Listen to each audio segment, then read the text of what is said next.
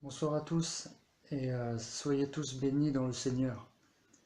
J'aimerais porter mon témoignage comme Jésus a porté sa croix pour amour pour le monde. Bien sûr, je n'oblige personne à regarder cette vidéo et je n'oblige encore moins personne à me croire sur parole. Alors, pour commencer, j'aimerais expliquer comment je suis allé vers Jésus-Christ, comment j'ai pu donner mon âme, mon cœur et ma vie à Jésus-Christ. Euh, Donc voilà, j'explique. Tout a commencé quand j'étais petit et que je croyais un petit peu en Dieu. En fait, j'étais pas vraiment athée, j'étais plus agnostique. On va dire que chaque fois que j'avais peur de quelque chose, eh bien, il y avait une force, une présence qui me soutenait et qui me protégeait. Et donc de là, je savais qu'il y avait une présence universelle, une force universelle qui me protégeait. Et en fait, je savais pas vraiment ce que c'était. De là, j'ai demandé à mes parents plusieurs fois qui était Dieu, parce que pour moi, c'était lui qui manifestait tout ça. Et donc, en fait, ils ont jamais su quoi me répondre. Ils sont restés évasifs sur le sujet. Ils ont jamais su vraiment eux-mêmes qui était Dieu. Donc voilà, en fait, j'ai continué comme ça à me poser toute une série de questions à propos de Dieu. Et même moi, des fois, quand il m'arrivait de blasphémer, j'avais un petit pincement au cœur. Quelqu'un d'athée, normalement, ça lui ferait pas ça. Donc je trouvais ça bizarre. Donc en fait, j'ai cheminé comme ça dans ma vie scolaire et professionnelle jusqu'au jour où j'ai rencontré un ami qui est devenu mon meilleur ami maintenant. En fait, il m'a fait découvrir toutes sortes de choses et on a vécu un cheminement vraiment formidable parce qu'en fait on avait beaucoup de points communs, beaucoup d'intérêts communs. C'est-à-dire que en fait on a découvert le marketing de réseau. Et donc de là en fait il m'a fait découvrir une expérience professionnelle vraiment formidable et donc pour utiliser donc nos capacités intérieures en fait on devait développer une petite graine qui se trouvait en nous, en fait, une petite force qui se trouvait en nous. En fait, donner le meilleur de nous-mêmes et trouver la meilleure version de nous-mêmes. Donc, quand on a cheminé dans cette activité-là, on a découvert la loi d'attraction. Et en fait, bah, quand j'ai découvert ça, c'est comme si tout avait répondu à mes questions, en fait. Puisque je me suis dit, bah oui, mais en fait, c'est ça. C'est pas Dieu qui nous gouverne, en fait, c'est la loi d'attraction, en fait, c'est ça, en fait. Pour moi, en fait, c'est comme si que j'avais remplacé ça dans mon esprit, en fait, comme si j'avais trouvé des réponses à mes questions depuis ma plus jeune enfance. Et donc, en fait, la loi d'attraction, c'est quoi? Le processus, c'est que notre pensée attire dans notre vie tout ce dont on manifeste dans nos pensées dominantes par rapport aux émotions qu'on émet, aux vibrations de notre corps. Toutes nos pensées dominantes, elles attirent en gros tout ce qu'on a dans notre vie. Et en fait, moi je trouvais ça un petit peu bizarre, bon, même si j'ai continué à y croire, puisque je me disais, mais c'est bizarre, parce que quand j'étais petit, à chaque fois que j'avais une peur dominante, et ben en fait, cette peur, elle était toujours résolue. En fait, il y avait toujours une manifestation qui se passait à travers les événements, les circonstances, qui fait que c'était résolu. Bah, j'ai dit, c'est bizarre, ça se trouve, c'est moi qui fonctionne à l'envers, en fait. J'utilise la loi d'attraction, mais à l'envers. C'est bizarre, ça veut dire que je suis un être qui fonctionne à l'envers. J'étais vraiment perdu à ce niveau-là.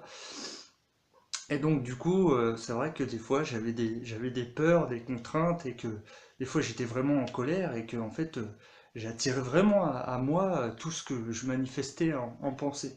Ah, je me dis ça y est, c'est la loi d'attraction. Bah, je dois me développer, je dois me recentrer. Donc on a utilisé cette pratique beaucoup de fois dans notre vie. Puis à un moment donné, je me suis dit, ouais, mais c'est bizarre, parce que comment on peut contrôler toutes nos pensées? Il disait que nos pensées émettaient plus de 60 000, enfin notre corps émettait plus de 60 000 pensées par jour. Je dis, ça va pas être évident de tous les contrôler, hein. Moi, je connais même moi pas même toutes mes pensées, alors je vois pas comment je vais pouvoir tout contrôler. Alors en fait, on a découvert le développement personnel. Donc en fait, ça fait partie du cheminement. On a découvert ça, tout ça, ce qui nous permet justement de recentrer nos pensées positives, négatives, de se recentrer soi-même.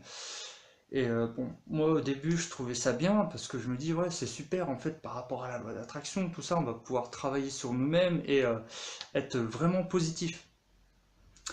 Donc jusque-là, on n'a pas eu de doute. Et en fait, bah, le truc c'est qu'on a continué comme ça. Et bon, bah, plus ça allait et moins ça marchait. Et en fait, plus à chaque fois, on était obligé de redépenser pour se transformer et s'auto-guérir, se construire soi-même. Et bon, bah, je dis, ouais, c'est bizarre, faut acheter tout le temps des formations pour se préserver, pour se construire soi-même. Je lui dis, bon, au début, j'avais pas de doute, je pensais que c'était normal, mais c'est vrai que le développement personnel, ça parle pas vraiment à tout le monde, hein. C'est vraiment un milieu qui est caché dans un coin où, par exemple, vous n'allez pas trouver des livres de développement personnel à Carrefour ou à Intermarché. C'est vraiment dans un petit coin comme la Fnac, dans un petit rayon tout seul. Donc ça, c'est vraiment, déjà à ce niveau-là, je me suis dit, j'avais un petit doute à ce niveau-là. Bon, je me suis dit peut-être que c'est normal. Donc pour continuer mon cheminement, bon bah le développement personnel, ça marchait plus du tout. Du coup, j'ai découvert un autre milieu, j'ai voulu encore plus me construire et je me suis dit, développement personnel, loi d'attraction, il doit y avoir quelque chose de spirituel entre les deux. Donc bah, qui dit spirituel, je me suis dirigé justement vers la spiritualité. En fait, le principe de la spiritualité, c'était l'éveil de conscience, en fait. Et je pensais que tout était lié. Je me suis dit, oh, il y a peut-être des points qu'on a oubliés. Donc voilà, je me suis dirigé vers ça. J'ai voulu me construire moi-même, en fait, m'auto-construire. Et donc du coup, j'ai continué avec ça et tout. J'ai tout, j'ai mis plein de trucs dans ma vie et plein de sources mauvaises. J'expliquerai par la suite pourquoi. C'est-à-dire que, en fait, avec la spiritualité, j'ai lié ça avec la méditation, mais pas la méditation avec Dieu, hein. La méditation avec les chakras, tout ça. Non, pardon, avec les mantras. Donc, c'est-à-dire qu'en fait, j'ouvrais mon esprit et hop, je mettais les trucs spirituels avec des mots qu'on répétait dans notre esprit, tout ça, et je me suis dit peut-être que c'est quelque chose de bon. Eh bien, bon, bah, pour définir ce que c'était, j'ai découvert en fait que c'est tout ça, c'était ni plus ni moins que de l'ésotériste. Oui, l'ésotériste en fait.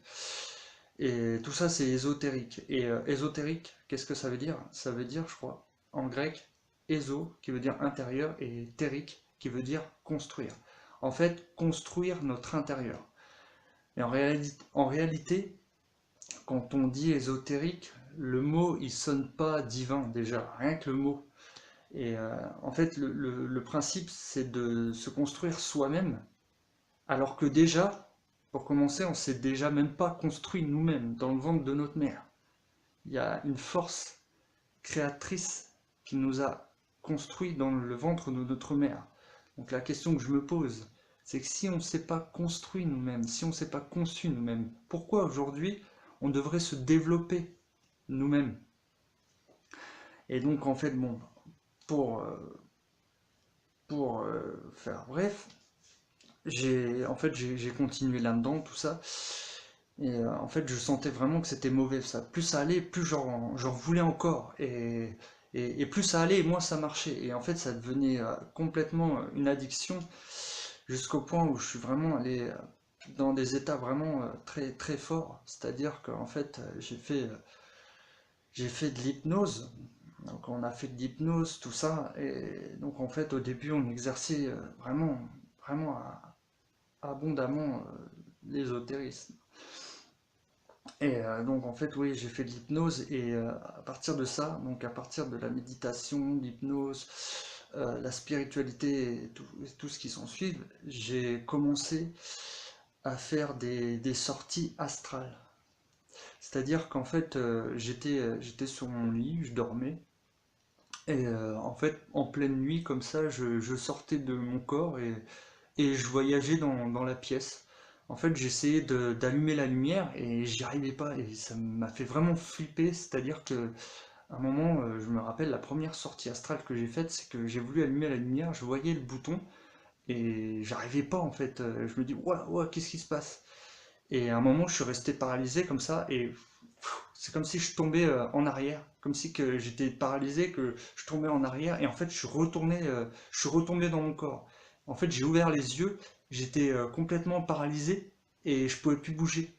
Et en fait, bah, j'étais obligé de me débattre en fait, c'est comme si que j'avais fait une sortie astrale suivie d'une paralysie du sommeil. Donc ça, c'était vraiment flippant. Et bon, bah en fait, j'ai continué d'exercer ça, hein. Pour moi, c'était pas grave. Ça arrivait. Je comprenais pas du tout d'où ça venait. Et en fait, bon, une fois comme ça, mon ami, il est venu chez moi. Et en fait, il m'a parlé de Dieu. Et en fait, il m'a expliqué un petit peu. Il m'a parlé un petit peu de Jésus, de Dieu, enfin, en fait, comment ça s'était passé avec les anges de Dieu, euh, comment Satan avait désobéi à Dieu, qu'il avait voulu prendre sa place, et enfin bref. Voilà, il a expliqué comment Dieu avait été déchu sur terre. Comment Satan avait été déchu sur terre par Dieu, pardon. Et donc bah moi je l'ai écouté, tout ça, j'étais très impressionné par le message il a véhiculé, j'ai trouvé ça vraiment profond, l'amour que Dieu avait pour nous. Déjà, s'il nous a mis au monde, c'est parce qu'il nous aime, donc c'est il a un plan pour nous. Enfin bref, j'ai continué à écouter son histoire, mais à côté de ça, en fait, on a continué d'exercer ces pratiques-là, en fait, le développement personnel, euh, la méditation, enfin c'est plus moi qui faisais de la méditation avec les mantras, tout ça, et on a continué de faire de l'hypnose. Alors ça, pour vous donner une idée, quand vous faites de l'hypnose, de la méditation ou des choses un peu spirituelles, dans le monde spirituel, vous ouvrez des portes et bah, vous laissez entrer des démons dans votre corps en fait. Parce que personnellement, moi ce que j'ai vécu pour moi, on ouvre des portes pour laisser place aux démons. En fait, eux, après, ils font ce qu'ils veulent de votre corps. Ça, en fait, on ne le voit pas comme ça à l'œil nu, donc forcément, on continue. Mais moi, ce que j'ai vécu, c'est que quand je faisais ça, j'ai vécu plusieurs paralysies du sommeil. Des fois, je faisais des rêves vraiment étranges où des fois, je me réveillais, ma voix, elle grognait comme The Grudge, comme si que quelque chose voulait sortir.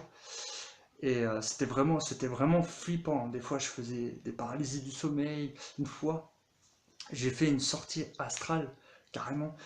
Et bah, je voyais toute la pièce, hein. Je voyais toute la pièce. Je croyais que je venais de me réveiller. Bon, bah, le matin, normal, je me réveille. Oui, sauf que à ce moment-là, j'appuyais sur le bouton et la lumière, elle voulait pas s'allumer.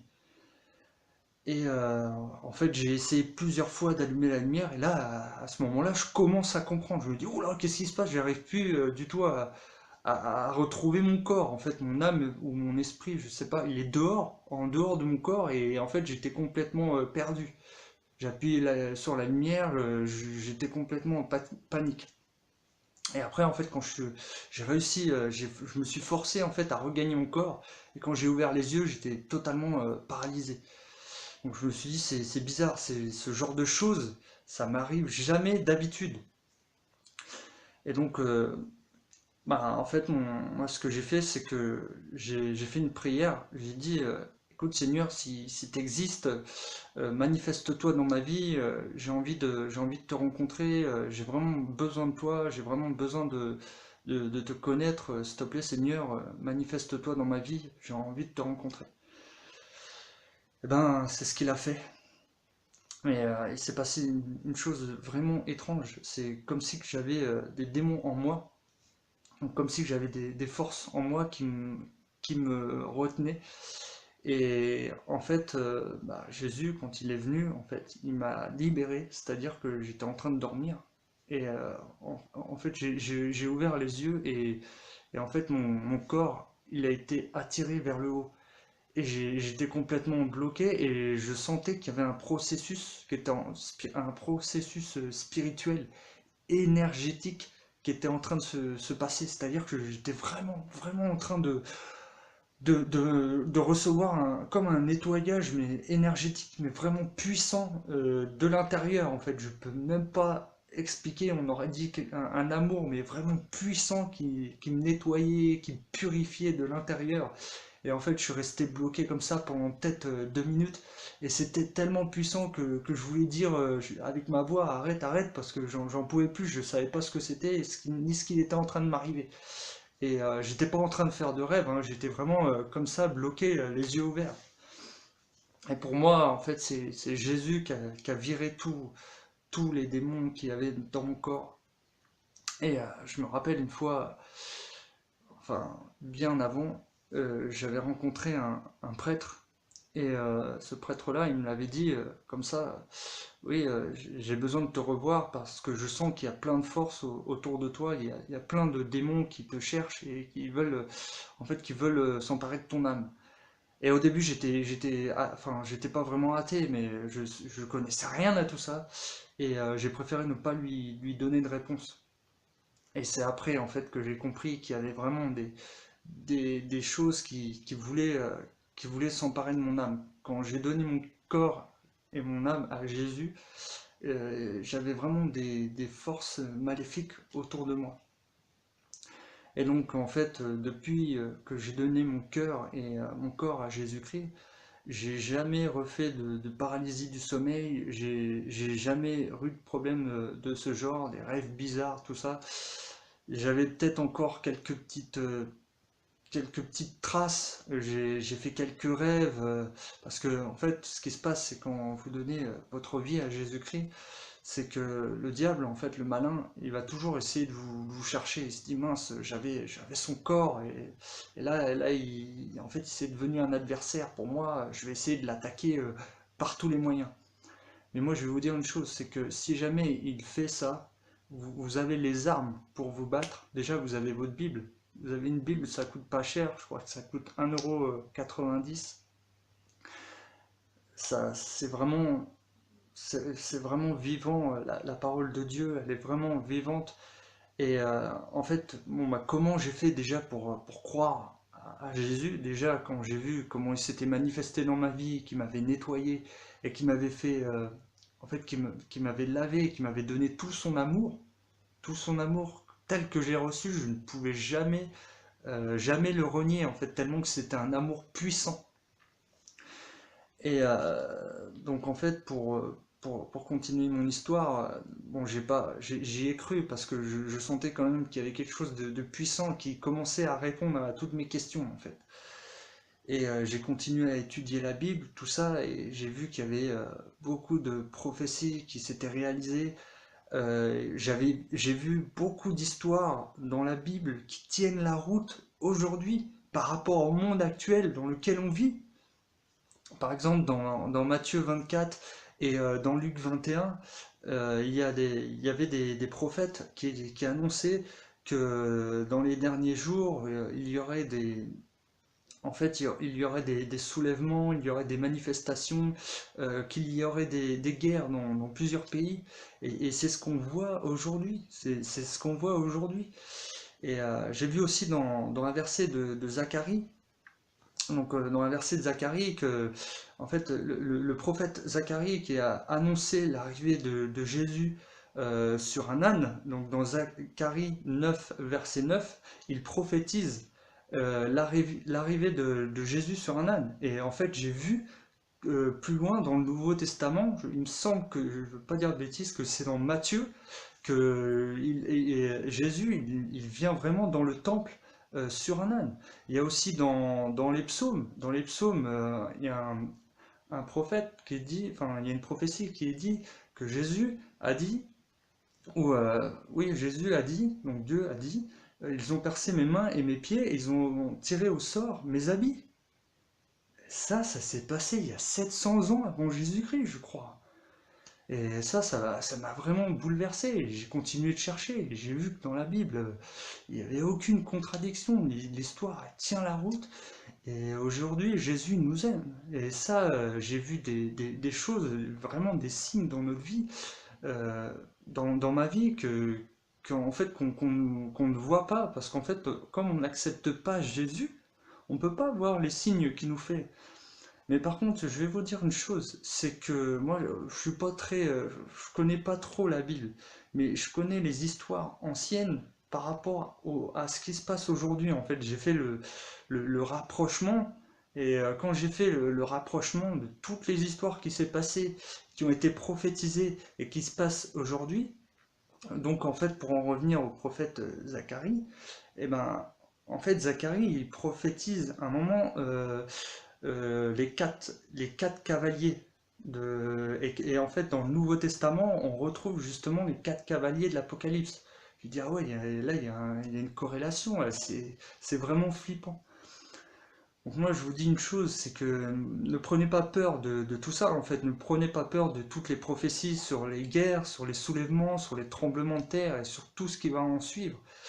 Parce que bon, il y aura beaucoup de choses terrifiantes qui vont arriver, et ça, en fait, ça doit arriver. Mais si je dois vous dire une chose à travers ce témoignage, c'est donner votre vie à Jésus, tout simplement. Lui, en fait, lui, il sera là pour vous protéger et il vous protégera de toutes ces situations-là. Donc moi, en fait, il m'a sauvé de tout ça, en fait, de toutes ces pratiques abominables. Donc j'ai vraiment arrêté l'hypnose, j'ai vraiment arrêté la spiritualité, le développement personnel, tout ça, parce qu'en fait, on ne peut pas se construire nous-mêmes.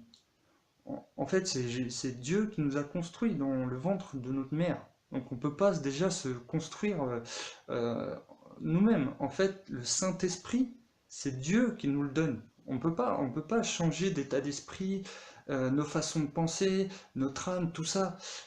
Il n'y a que Jésus qui peut travailler en nous. Il n'y a que la pensée de Dieu qui peut vivre en nous pour être quelqu'un de sage et de saint. Il suffit juste de lui donner sa vie et de lui faire confiance. En fait, voilà, c'est surtout ça, parce que je sais que il y en a plein qui, il y en a peut-être plein qui diront, ouais, bon, le développement personnel, tout ça, ça me parle pas. Mais il faut vraiment savoir qu'il y a vraiment quelque chose en fait, qui éloigne de Dieu dans tout ça, les belles paroles et tout. C'est même écrit dans la Bible que dans les derniers temps, les gens ne supporteront plus la saine doctrine, ayant la démangeaison d'entendre des choses agréables. Ils se détourneront de la vérité pour se rediriger vers les fables. Donc ça, cette prophétie, elle se réalise aujourd'hui à travers tous les endoctrinements humains et tous les commandements humains qu'il existe. Donc moi, personnellement, je vous dis qu'une chose, vous me croyez ou non, donnez votre vie à Jésus. Et en plus de ça, votre vie, elle va littéralement changer, comme la mienne a changé, et gratuitement en plus.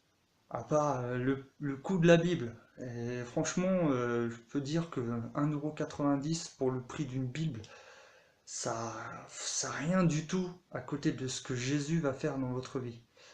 Donc voilà, j'espère que ce témoignage vous aura plu et que j'en aurai édifié plus d'un, parce que mon but à travers ce témoignage, c'est pas que de parler de mon histoire, mais c'est aussi de vous apporter en fait, mon témoignage pour que vous suiviez la vérité qui est en Jésus-Christ. Et Jésus-Christ l'a dit lui-même, je suis le chemin, la vérité et la vie, nul ne vient au Père que par moi.